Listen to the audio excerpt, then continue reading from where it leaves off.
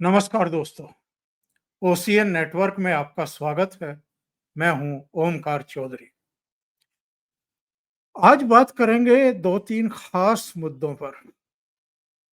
Donald Trump America गहरे संकट में है। अंदरूनी संकट इतने गहरा गए हैं कि शटडाउन की नौबत आ गई। 7.5-8 लाख सरकारी कर्मचारी छुट्टी पर भेजे जा रहे हैं या उनमें से कुछ बिना वेतन के काम करने के लिए बाध्य होंगे।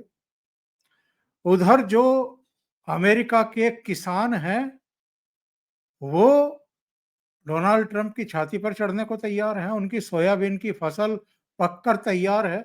अभी तक भी उनको ये पता नहीं है कि बेचें तो बेचें किसको।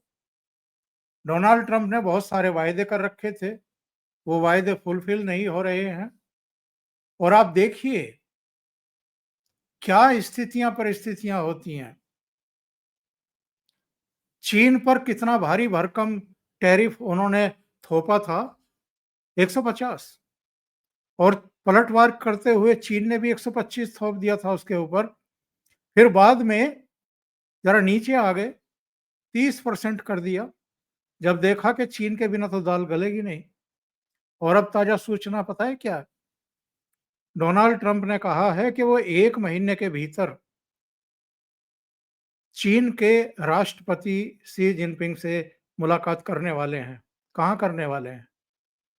क्या बीजिंग जाएंगे? क्योंकि शी जिनपिंग ने तो वॉशिंगटन जाने से इनकार कर दिया था। तो आज ये नौबत आ गई है कि ये जो टैरिफ वार इन्होंने छेड़ी हुई थी, आज उसमें खुद ही उलझ करके रह गए हैं। इस पर आएंगे। गाजा में जो कुछ हो रहा है, नेतानियाहू वॉशिंगटन से कौन सी सलाहें करके गए हैं और अब क्या होने वाला है वहां पर, जरा उस पर भी चर्चा करेंगे। लेकिन उससे पहले 2-3 दिन के भीतर हमारे वायुसेना प्रमुख, हमारे थल सेना प्रमुख, हमारे रक्षा मंत्री, उनके जो बयान आए हैं सर क्रीक को लेकर के भी, और जो सीमा पार से आतंकवादियों की घुसपैठ फिर से कराई जा रही है उसको लेकर के भी, और पाकिस्तान का इतिहास और भूगोल बदलने को लेकर के भी, और जो कुछ पीओजेके में हो रहा है जरा उस पर भी चर्चा करेंगे। ये बहुत अनयूजुअल है कि पाकिस्तान के 25 सैनिकों को नागरिकों ने बंधक बना लिया है। तो मेरे साथ जुड़ रहे हैं कर्नल अजय रैना साहब, उन्हीं से समझते हैं। अजय जी, बहुत स्वागत है। नमस्कार। नमस्कार, धन्यवाद ओमकार जी। बहुत अभिनंदन, बहुत स्वागत। तो साहब, क्या हो रहा है इस समय? वायुसेना प्रमुख का कहा, बयान आया कि ये जो मनोहर कहानियां बना रहे हैं उनको बनाने दीजिए। दूसरे उन्होंने कहा कि कम से कम 14-15 इनके विमान नष्ट हुए हैं, कुछ हमने गिराए हैं और कुछ हैंगर में खड़े हुए थे मरम्मत के लिए। वो 2 रनवे अभी भी तैयार नहीं हैं। इसके अलावा उन्होंने पूरा ब्यौरा दिया है। अदर इधर थल सेना प्रमुख कह रहे हैं कि इस बार संयम नहीं दिखाएंगे, जो बात आप कहते रहे हैं कि इस बार आर्मी हेडक्वार्टर रावलपिंडी निशाने पर हो सकता है, और अगर ऐसा हुआ तो क्या होने वाला है, पीओजेके में क्या हो रहा है, और राजनाथ सिंह साहब ने जो कुछ कहा है, इतिहास और भूगोल बदलने की बात कही है, तो ऑपरेशन सिंदूर तो गोइंग ऑन है। अजय जी। बिल्कुल अनयूजुअल नहीं कहूँगा मैं ओमकार जी, क्योंकि हम थोड़े एज ए नेशन ना, हम थोड़े से भारतवासी बेसब्रे हो जाते हैं। क्यों नहीं हो रहा, क्या नहीं हो रहा, ये नहीं हो रहा, वो नहीं हो रहा, वो बॉर्डर पे 3 टेररिस्ट आ गए, उनको हमला मार लो, अटैक कर दो। हमने पाकिस्तान को एक सिचुएशन में पकड़ा और उनको हमने चेपा। उसके बाद सिचुएशन थोड़ी बदली, अमेरिका बीच में कूद पड़ा। कहने को तो लोग कहते हैं कि अगर अमेरिका कूदा और इजराइल से दोस्ती हो रही है तो उनका भी कुछ एक बदलेगा, but at the same time China पीछे हटता हुआ नजर आ रहा है। तो बदलती हुई स्थिति को के लिए तैयार करने के लिए। और आप जो एक बार कर लेते हो ना टैक्टिस, वो हर बार अगर आप यूज़ करोगे तो अगली बार दुश्मन भी तैयार होता है। अगर मार नहीं सकेगा तो भाग जाएगा, आप उसे नुकसान नहीं कर पाओगे। तो वो जो एक समय चाहिए होता है, जो तैयारी चाहिए होती है। और बीच में ये भी था कि उस टाइम हमारा रिलेशनशिप भी ठीक था अमेरिका के साथ। और आज हालांकि मैंने ट्वीट किया कि एयरफोर्स चीफ साहब के लिए कि बहुत हजूर आपने वो देर कर दी, बट मैं समझता हूँ कि अमेरिका से रिलेशन अच्छा था। हम नहीं कहना चाहते थे कि हमने F-16 गिरा दी है। तो वो होता है, वो चलता है, वो इतनी समझ हमें होनी चाहिए।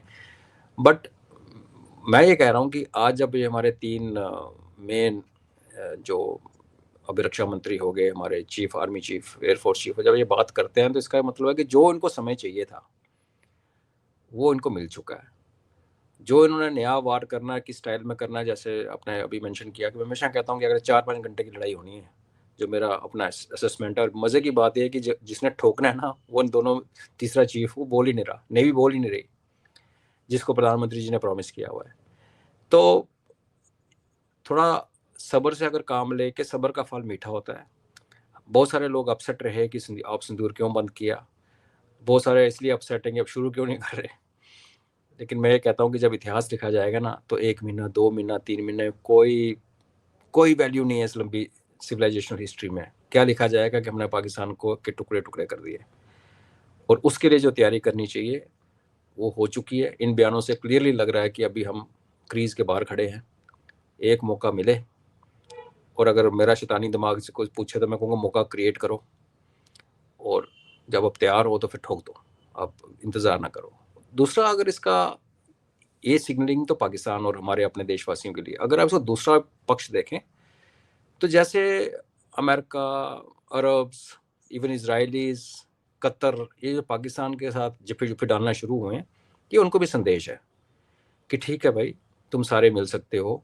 अगर 2-4 साल, 5 साल तुम्हें टाइम मिले, तुम पाकिस्तान की पूरी सेना दोबारा खड़ी कर सकते हो, स्ट्रांग कर सकते हो, हमारे लिए मुसीबत खड़ी कर सकते हो। मगर ये मत बोलो कि तुम्हारा जो दोस्त जहाँ पे तुम सारे कन्वर्ज कर रहे हो, उसकी कुंजी हमारे हाथ में है। तुम जितने मर्जी एग्रीमेंट साइन करो, जितने मर्जी आप एक दूसरे को वो डिब्बे खोल खोल के मिनरल दिखा लो, जिस दिन हमने इनको मिलिटरली क्रिपल कर दिया पाकिस्तान को, जो कि मेरा मानना है कि जो ये शुरू होगा तो मिलिटरली क्रिपल किया जाएगा, पाकिस्तान की फौज की औकात खत्म कर दी जाएगी। उसके बाद अगर आप ये उम्मीद करें कि बलूचिस्तान इनके दबा रहेगा, केपीके इनके साथ रहेगा, और जो पीओजेके में हो रहा है वो उनके साथ, नो, तो पाकिस्तान का नक्शा बदल जाएगा। तो फिर ट्रंप किसको ढूंढेगा रावलपिंडी में, और अपना MBS प्रिंस जो मोहम्मद बिन सलमान, वो सलमान, वो किसको ढूंढेगा, वो देखने की बात है। ना रहेगा बांस, ना बजेगी बांसुरी। तो ये एक संदेश उनके पास भी दिया जा रहा है कि भैया तुम कर लो, चुस्कियां ले लो, चाबी हमारे पास है। जी अजय जी, अगर मैं ये पूछना चाहूं कि ये स्थितियां कब तक हो सकती हैं, तो बड़ा मुश्किल है इसका जवाब देना। बट अगर हम हिस्ट्री में देखें तो हमारा जो वॉर फाइटिंग सीज़न है वो सर्दियों में होता है। आप 71 का युद्ध देख लें, 65 का युद्ध देख लें, जिस समय में आप गुजर रहे हैं इसके बाद का ये टाइम है जब मानसून चली गई होती है, जो कीचड़ और दरिया नाले जो टैंकों को रोकने का काम करते हैं नेचुरल, बिना दुश्मन के काम किए भी, वो टाइम ख़त्म हो चुका है। और ये जो राजस्थान की गर्मी और जो पासिस, जो JNK के पासिस हैं हेल्टोडोले, जब वहाँ पे बर्फ़ पड़ जाती है और वहाँ से एक मेजर पाकिस्तान का एक बहुत बड़ा आक्रमण नहीं हो सकता, तो ट्रेडिशनली ये हमारा कैंपेनिंग सीजन रहा है। मगर अगर हमने लड़ाई लड़नी है जैसे हमने ऑपरेशन सिंदूर में लड़ी, और मेरे को पूरा मतलब मेरी असेसमेंट है कि अगला फेज भी ऐसे होगा, हम अपने सैनिक नहीं मरवाएंगे, हम अपने सैनिकों को पाकिस्तान के अंदर भेजना, लाहौर कैप्चर करना, ऐसे मतलब बलिदान फालतू का जो वो काम नहीं करवाएंगे। तो उसमें फिर कैंपेन सीजन मैटर ही नहीं करता। अगर आपने ज़मीनी फौज आगे भेजनी नहीं है और सब कुछ हवा में होना है, और दर्शकों को ये भी बता दूं कि हवा में ये मतलब नहीं है कि आर्मी नहीं लड़ रही। जो टारगेट पहले दिन वायुसेना ने हिट किए, 9 किए थे शायद ना, उसमें 3 वायुसेना ने किए थे और 6 भारतीय सेना ने किए थे, हमारी स्थल सेना ने। तो थल सेना के पास भी ऐसी मारक शक्ति है कि बिना अपने जवानों को आगे भेजे हुए, आगे में झोंके हुए, हम उनका नुकसान कर सकते हैं। तो जैसे मैंने कहा हिस्टोरिकली, तो ये जो अभी से लेके फरवरी तक जो टाइम है, इसमें कभी भी हो सकता है हिस्टोरिकली। और टेक्निकली जैसे हम बोल रहे हैं, जो आज की टेक्नोलॉजी के हिसाब से देखें, टेक्निकल तरीके से देखें, लड़ाई लड़ने का तरीका, जो अभी टेक्निक जो लड़ी है, तो फिर फ़र्क नहीं पड़ता कब हो सकता है। आई थिंक हम लोग एक ट्रिगर का वेट कर रहे हैं, और जो पाकिस्तान छाती ठोक के कह रहा है कि हमारे ईस्ट से ट्रिगर होगा और यहाँ से होगा, मैं हमेशा कहता हूँ कि वो ट्रिगर हो और ज़्यादा नुकसान हमारा ना हो, तो फिर एक ही स्वाप, अगर ईस्ट में हो रहा तो फिर बांग्लादेश को भी साथ में चेप के I think once for all जो जो हमने करना कर देंगे।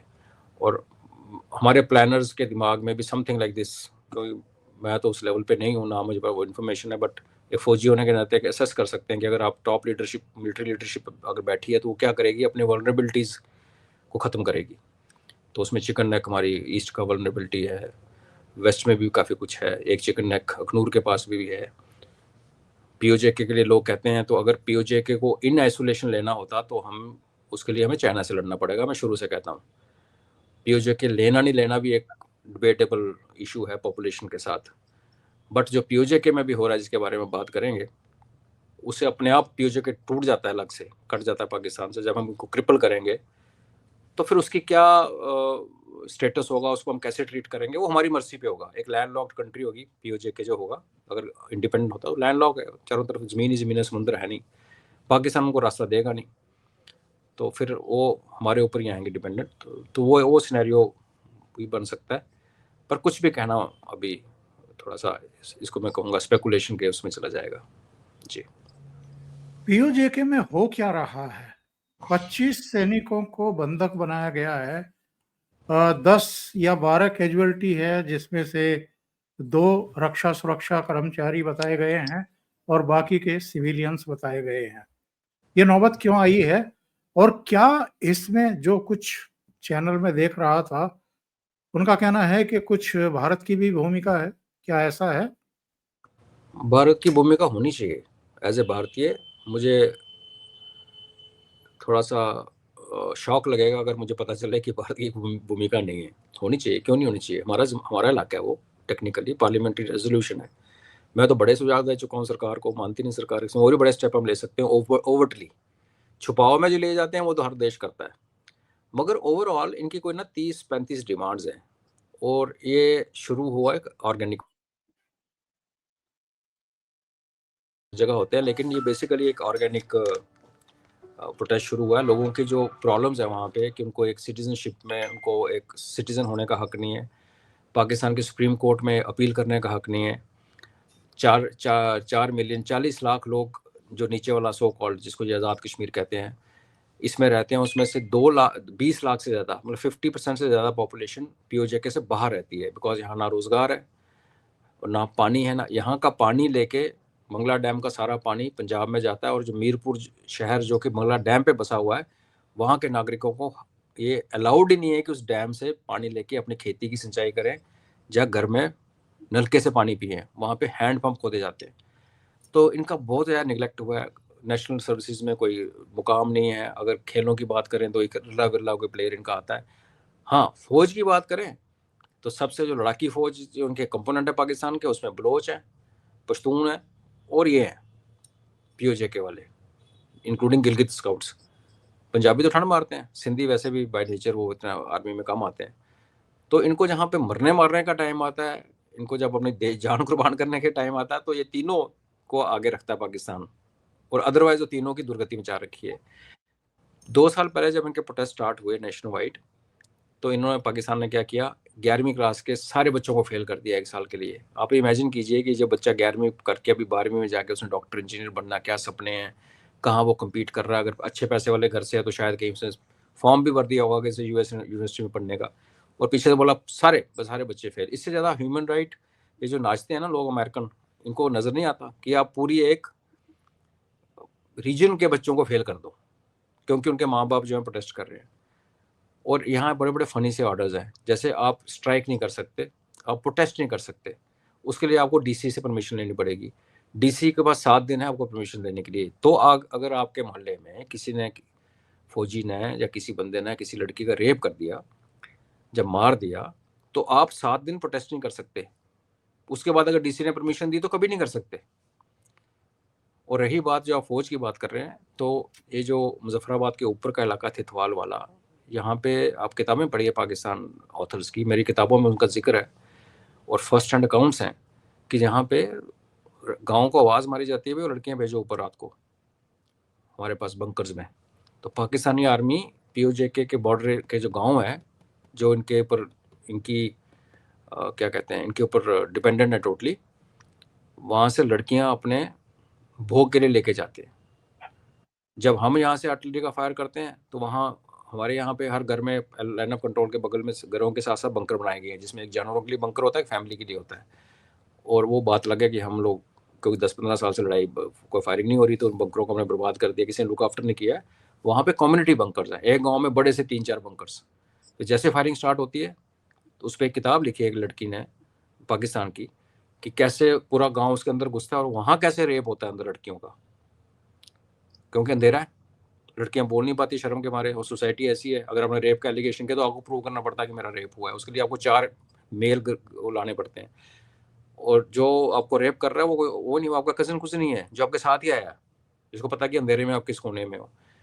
तो ऐसे वाली जैसे आप रगड़ते रहो, तंग करते रहो, एक टाइम आती है कि वो गड़ा भर जाता है। और इनको जो मोटिवेशन मिली है ना, वो मिली है इनको गिलगित बल्तिस्तान से, जो कि टेक्निकली पीओजेके का हिस्सा है। वहाँ पे अवामी एक्शन कमेटी ने प्रोटेस्ट शुरू किया था। पहले पाकिस्तान ने वहाँ शिया है बेसिकली, तो पाकिस्तानी सरकार ने धीरे धीरे करके वहाँ पे सुन्नीस बसा दिए। तो जहाँ 80-20 की रेशो थी वो 50-40 पे आ गई। फिर दोनों को लड़ा दिया। फिर दोनों कम्युनिटी को समझ आया कि भाई हम तो आपस में लड़ रहे हैं और मज़े तो वो ले रहे हैं, क्योंकि वहाँ का ट्रांसपोर्ट, वहाँ के सारी ठेकेदारी, कंस्ट्रक्शन सारी पाकिस्तानी कंट्रोल करते हैं।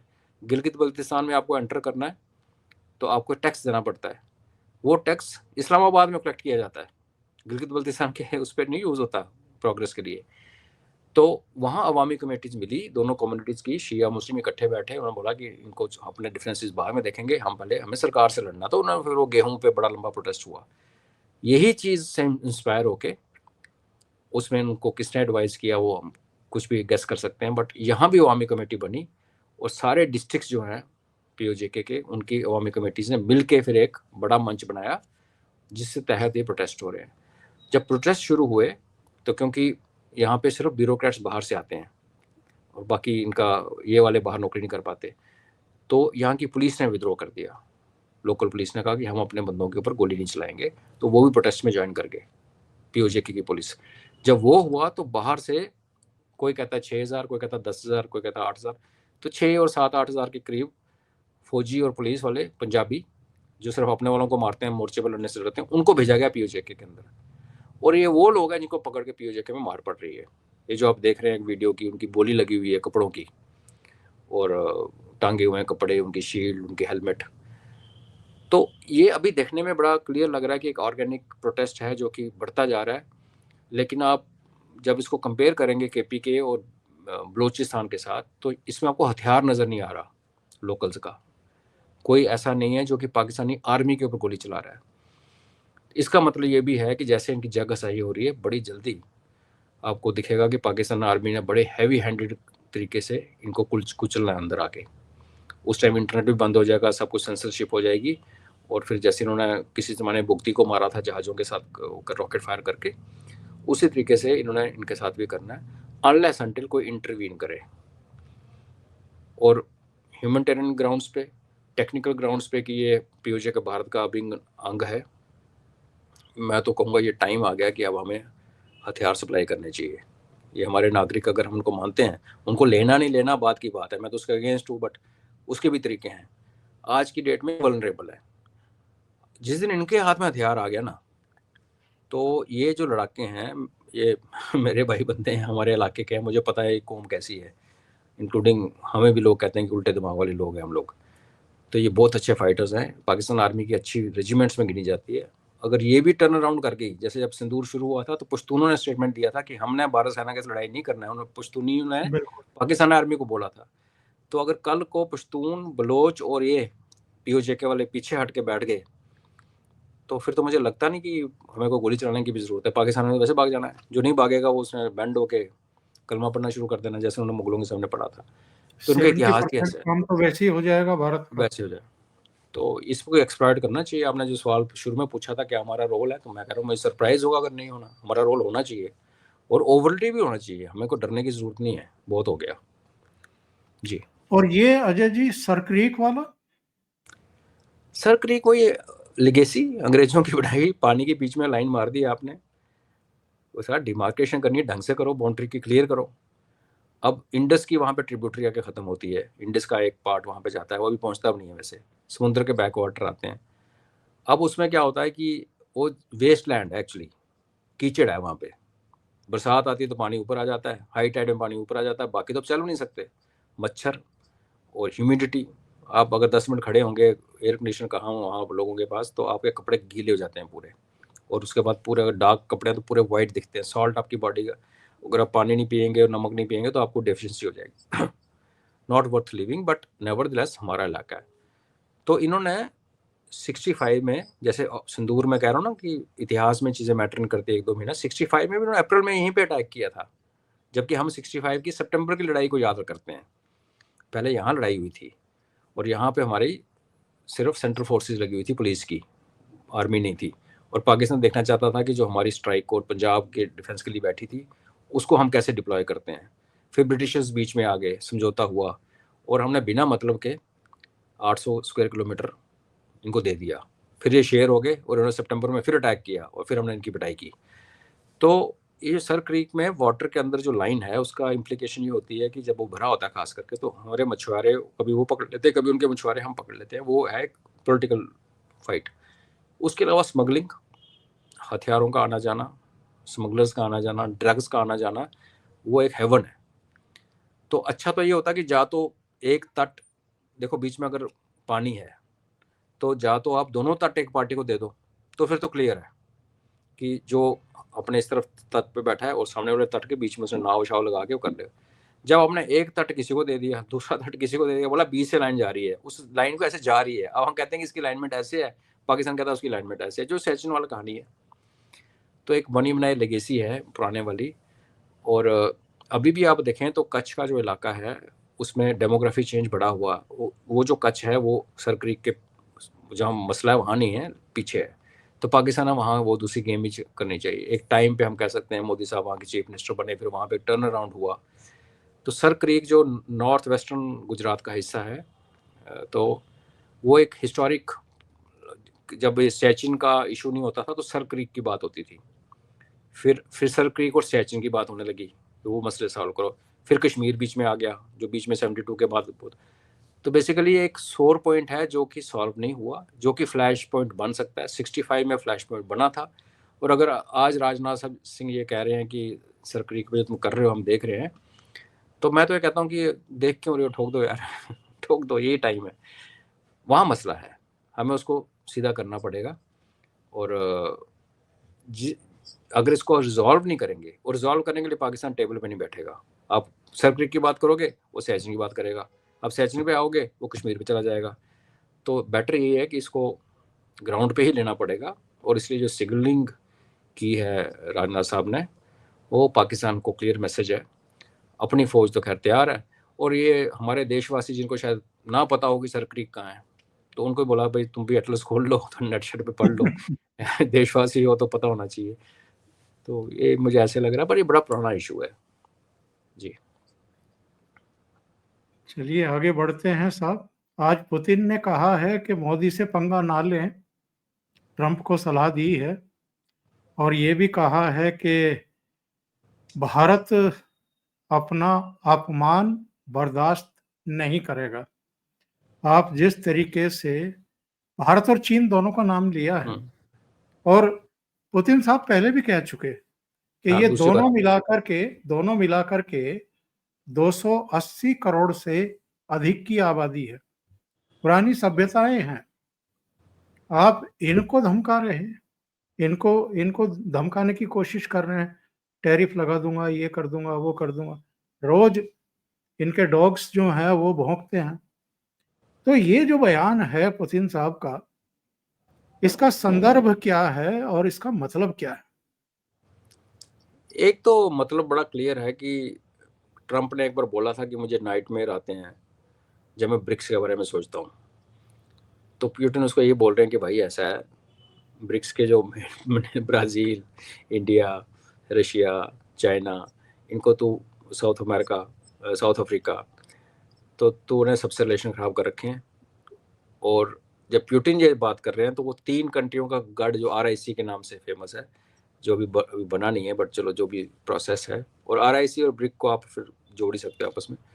तो एक कंसोलिडेशन जो हो रही है महाशक्तियों की, नई जो महाशक्तियाँ उभर के आ रही हैं, उसके बारे में वो ट्रंप का ध्यान खींच रहे हैं। क्योंकि दुनिया के बहुत सारे ऑब्जर्वर, इंक्लूडिंग बड़े अच्छे अमेरिकन ऑब्जर्वर स्पीकर्स, वो ये मानते हैं कि ट्रंप को समझाने वाले और एडवाइस देने वाले लोग उनको गलत फीड कर रहे हैं। क्योंकि जितना मर्जी इंसान बेवकूफ़ हो, ट्रंप को पॉलिटिकल उसका कोई हिस्ट्री नहीं है, बट वो बहुत सक्सेसफुल बिजनेसमैन है। और जो आपने शुरू में इंट्रोडक्शन में कहा कि सोयाबीन का वो पंगा पड़ रहा है, उनके इतने लोग बिना तनख्वाह के काम कर रहे हैं, उनका बजट पास नहीं हो रहा, तो एक बिजनेसमैन इन सब चीज़ों को बड़ी अच्छी तरह से समझता है कि कहाँ नफ़ा है, कहाँ नुकसान है, अपना भी देश का भी। तो फैक्ट रिमेन्स कि वो एक के बाद एक बेवकूफ़ी, एक के बाद एक बेवकूफ़ी, एक के बाद एक बेवकूफ़ी, और जो उसके साथ वाले सहयोगी हैं जिनको आपने ऐसे ही, हालांकि मैं डॉग लवर हूँ तो मैं उनको डॉग्स भी नहीं बोलना चाहता, और पिग्स जो है वो जो मुंह खोलते हैं, तो ये फिर आई थिंक उनको शट अप कॉल करने का एक है, और दूसरा समझाने की बात है कि भाई सोच ले, दुनिया की एक बड़ी परसेंटेज 40% पॉपुलेशन यहाँ बसती है, सबसे बड़े न्यूक्लियर वेपन्स जो हैं वो रशिया के पास हैं। चाइना ने अमेरिका को कहा कि भैया अपने न्यूक्स हटा के कम कर लो, मेरे बराबर ले आओ, नहीं तो मैं अगले 10 सालों में तुम्हारे बराबर मैच कर लूँगा। तो वो अलग से सही। धमकी दे रहा है। तो एक बदलता हुआ युग जिसमें पावर डायनेमिक्स शिफ्ट हो रही है वेस्ट से ईस्ट की तरफ, उसका एक क्लियर ये स्टेटमेंट तभी एक देश दे सकता है जब उसको कॉन्फिडेंस है, जब उसको बिगर पिक्चर क्लियर है। और ये अमेरिकन के लिए भी उतना ही संदेश है जितना ट्रंप के लिए है, क्योंकि अमेरिकन जो इसको भुगत रहे हैं इस ट्रंप को, उनको भी एक चीज़ सुनने में आएगी, अच्छा प्यूटिन ने ऐसे कहा, क्योंकि जो प्यूटिन बोलता है अमेरिकन बड़े ध्यान से सुनते हैं, तो फिर वो अपनी लगाएंगे। और ऑफ कोर्स ऊपर से देखेंगे तो ट्रंप की बेवकूफ़ी की तरफ उसका इशारा है, उन्होंने दूसरी बार बोला है। और अभी प्यूटिन साहब आ रहे हैं दिसंबर में भारत में, और यहाँ आके कोई एयरक्राफ्ट की या किसी की डील या S-500 का कुछ होगा, तो फिर मुझे लगता है कि फिर उसके बाद लुकिंग बैक नहीं होने वाला। अगर वो हो गया तो फिर आप समझ लीजिए कि हम परमानेंटली उस खेमे से निकल चुके हैं, और फिर हो सकता है फिर हम ईरान से भी तेल खरीदना शुरू कर दें, जो कि हमारे लिए बहुत प्रॉफिटेबल होगा, डिस्टेंस वाइज बहुत पास है। तो ये जो बढ़ती हुई जो हवा का रुख है, ये दिखता है पुतिन के स्टेटमेंट में।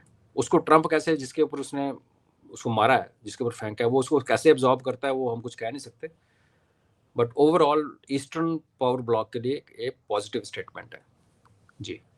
और अजय जी, अगर ये है बीजिंग जाते हैं तो क्यों ना हम इसे घुटना टेकना माने चीन के सामने कि आप इतने मजबूर हो चुके हैं, किसानों ने एक तरीके से आपका गला पकड़ लिया है कि अब बताइए हमारी फसल हम कहाँ बेचें, कहाँ फेंकें इसे। आपने तो हमें सपने दिखाए थे ना चुनाव के समय कि मैं आपके लिए वैकल्पिक बाजार दूंगा, क्योंकि चीन ने आपका दबाव माना नहीं था, आपसे खरीदना बंद कर दिया, दूसरे 2 देश ढूंढ लिए जहां से वो सोयाबीन ले रहा है। तो अब क्या हम माने कि घुटने टेकने की नौबत आ गई है ट्रंप की? घुटने तो वो टेकने की नौबत तो जिसने टैरिफ वॉर शुरू की थी उसी दिन से हमने प्रिडिक्ट किया था ये नहीं सस्टेन कर पाएगा। बट ये बीजिंग नहीं मिलेगा, ये मिलेगा इनको साउथ कोरिया में। वहाँ पे एपेक की मीटिंग है, एशिया पैसिफिक इकोनॉमिक कोऑपरेशन, जैसे SCO है उस टाइप का एक है, तो उसमें मिल रहा है ये साउथ कोरिया में। बट ये जो बंदा है ये तो नॉर्थ कोरिया भी गया था ये तो लाइन भी टप के उधर चला गया था, तो ये कहीं भी जा सकता है, इसका क्या है। बिकॉज मुझे लगता नहीं कि इसको अमेरिका की अपनी इज्जत की इतनी परवाह है। अगर होता ना तो बंदा दूर की सोचता है इतना बड़ा डिसीजन लेने से पहले। तमाचा अच्छा पड़ा है। हम तो वैसे भी इन पे डिपेंडेंट, देखो कनाडा ने हमसे पंगा लिया था, हमने कनाडा से दाल लेनी बंद कर दी। मोदी जी ने आह्वान किया कि अपनी दाल खुद उगाओ, और दुनिया ने दाल, हमारे ऐसे किसान भी छोटी मोटी दाल उगानी शुरू हो गए। एक देश का प्रधानमंत्री जो जिसके बारे में एक निष्ठा में किसी को शक नहीं, राष्ट्रवाद में कोई शक नहीं, जिसकी ऑनेस्टी इंटेग्रिटी पे शक नहीं, और उधर चाइना है जिनका जो डिक्टेटर है जिसके ऊपर अगर शक है तो भी आप मुंह नहीं खोल सकते, ऊपर पुतिन है जो कि एक डेमोक्रेटिक डिक्टेटर है। तो तीनों देशों का जो एक रुख चल पड़ा अमेरिका के खिलाफ, तो हमने जैसे कनाडा को रोने पे मजबूर कर दिया था दाल को लेके, और अभी ये सोयाबीन और ये अपनी बाकी जो कॉर्न के बन रहे ये भी रोएगा। और ये और मलेशिया मलेशिया को भी तो घुटनों पे ला दिया था हमने। पाम ऑयल, हाँ देखो हाँ। पाम ऑयल के साथ साथ मलेशिया ने इतना बेनिफिट लिया, बोला मैं इतने ट्रीज उगा रहा हूँ। इनफैक्ट अगर मलेशिया अगर आप जाएंगे ना, तो उनका जो कुआलालंपुर एयरपोर्ट है वो आई थिंक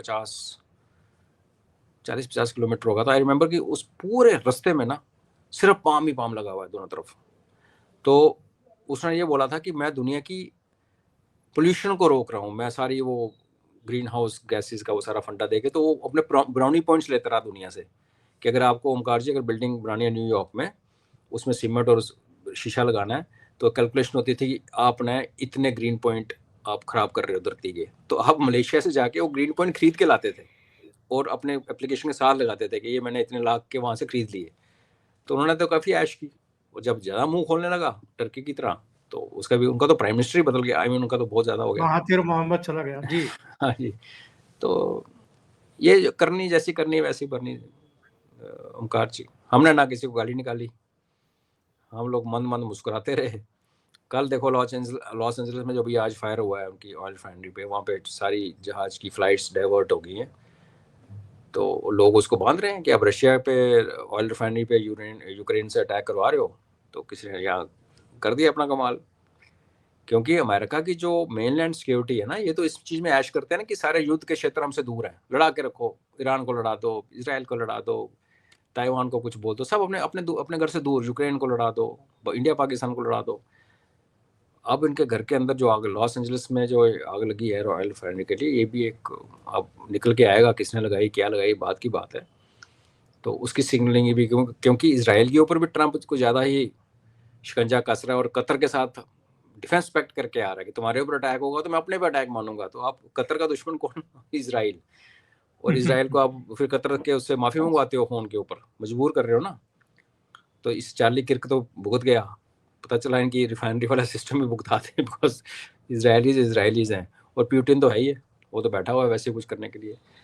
तो सुनने तो ठीक लग रहा है, बट हम बड़े ट्रबल्ड टाइम में जा रहे हैं ओमकार जी। धीरे धीरे धीरे एक स्लो पॉइजन की तरह हमें समझ में नहीं आ रही है, और पूरी दुनिया एक स्लाइड कर रही है एक ऐसे परिस्थिति में कि जहाँ पे हम सबको कष्ट बोलना पड़ेगा, सबको देखना। हमारा नेट कटेगा, इंटरनेट की तारें कटेंगी, सब होने वाला है आने वाले दिनों में मतलब महीनों में, और मे भी 1-2 वर्षों में। उसके बाद एक नया जो सेटअप, क्योंकि हम सब बात करते हैं कि ग्लोबल रीसेट हो रहा है। ये रीसेट बिना खून खराबे के नहीं होगा।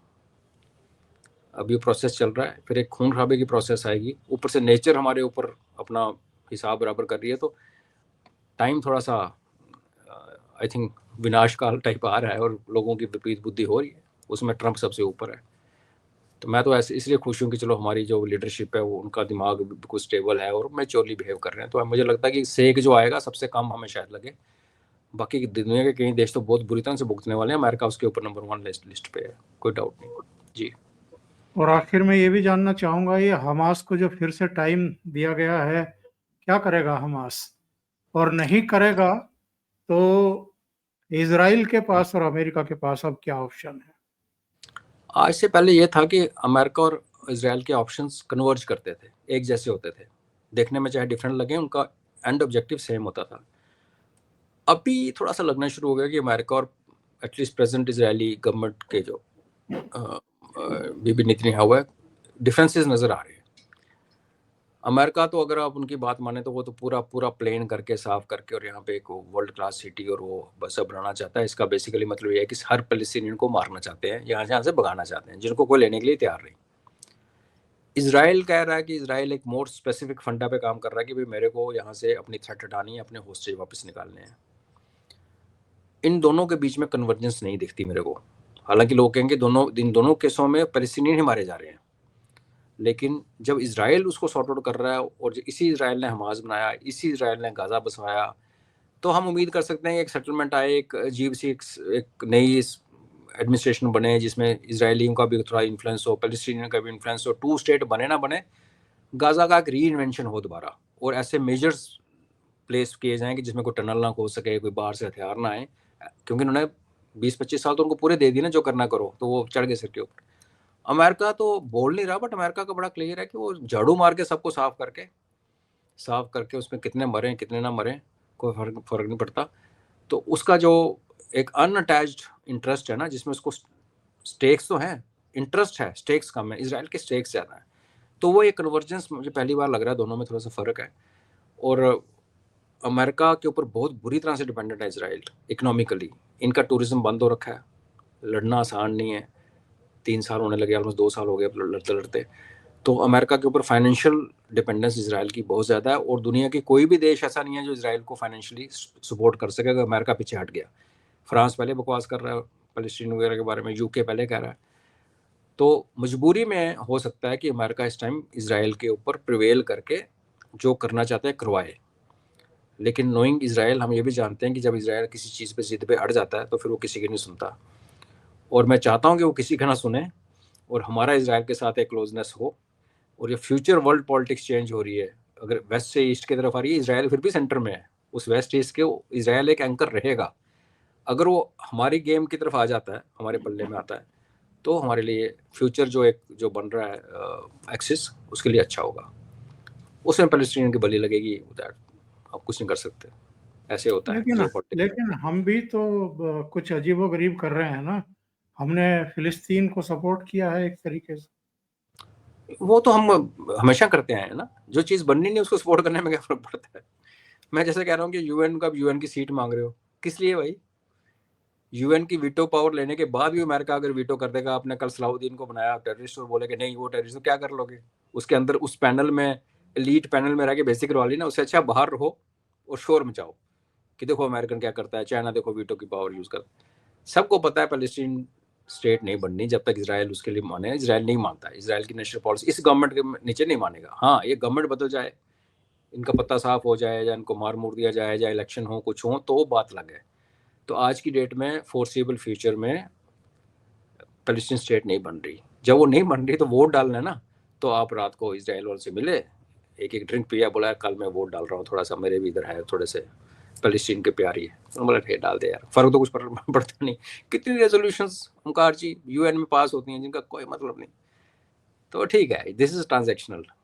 पर्दे के पीछे क्या बात होती है, पर्दे के पीछे हमारी क्या अंडरस्टैंडिंग है इसराइल के, इसराइल कैसे 99 में लड़ाई में हमारे साथ खड़ा हुआ सैंक्शन अमेरिका के लगाने के बाद, वो इम्पोर्टेंट है। और वो उसका इम्तिहान की जब घड़ी आएगी तब पता चलेगा। ये लिपस्टिक है जी। अजय जी, बहुत बहुत धन्यवाद इतना समय निकालने के लिए और बहुत महत्वपूर्ण मुद्दों पर चर्चा करने के लिए। Thank you so much. नमस्कार। जय हिंद, जय भारत। जय हिंद, जय भारत।